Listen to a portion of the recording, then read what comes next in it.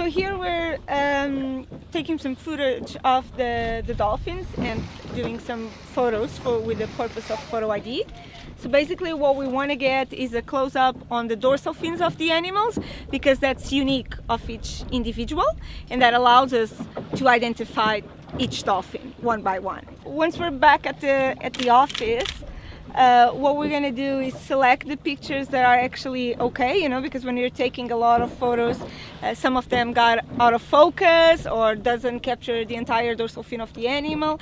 So those are all, they'll all go away, and we're just going to use the really good photos where we have really good close-ups of the dorsal fins to analyze. A lot of the animals that we have were just spotted one time here, but we have about 530 animals identified, bottlenose dolphins identified.